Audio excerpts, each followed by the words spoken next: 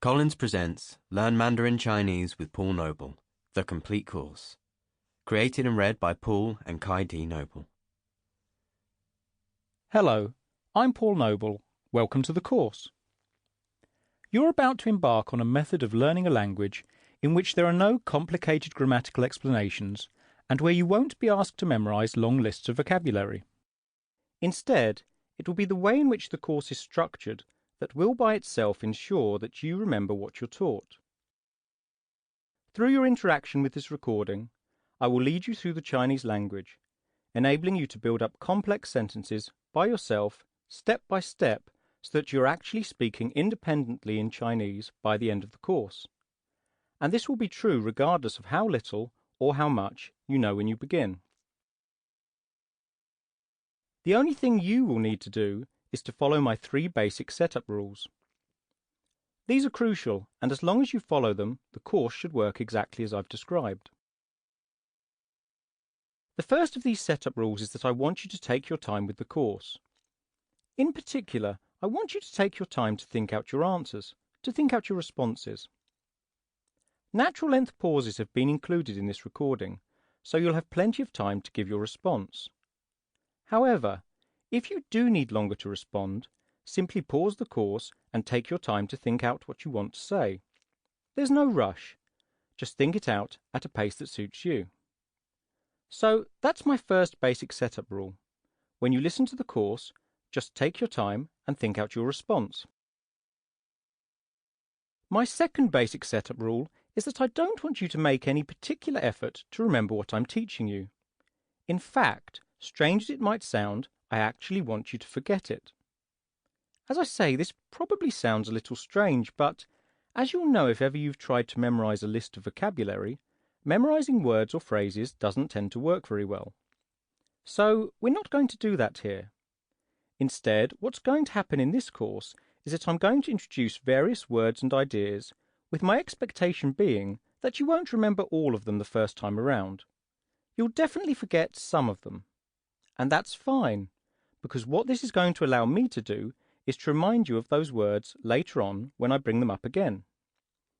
In fact, this will happen throughout the course, so that you'll pick up and learn these words and ideas not by trying to memorize them, but by simply going along with the flow of the course, during which I will keep coming back to many of the same ideas and words. You'll forget them, and then I'll remind you of them, and you'll forget them again, and I'll remind you of them again. And by going through this process of forgetting and then being reminded, eventually you'll just know them, as you'll discover by the time you've reached the end of the course.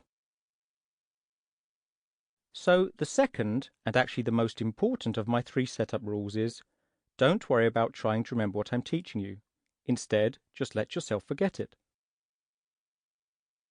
Okay, the third and final, and fortunately very brief, setup rule is that I don't want you to worry about making mistakes. We all make mistakes when we are first learning a new foreign language. That's normal, and it's one of the best ways to learn, in fact. So don't worry about getting everything right the first time. As I said a moment ago, everything that's in the course will be reintroduced a number of times anyway. Just relax and let it happen. So, to sum up, I want you to take your time, let yourself forget, and don't worry about making mistakes. If you can do that, then the course will work exactly as it's intended to. Now, the Chinese language.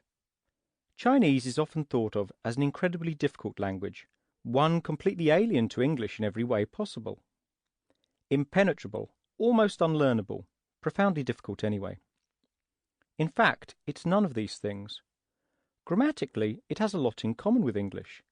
In many ways, it's far simpler than English, and it actually even shares some words in common with English. For example, we're all familiar with the names of some of the larger cities in China, for example, Beijing. Now, Beijing is in the north of China and actually means northern capital. 北 Actually means north or northern, and 京 means capital. So, 北京 is literally the northern capital. Now, in the south of the country there is Nanjing. 南京 Sample complete. Ready to continue?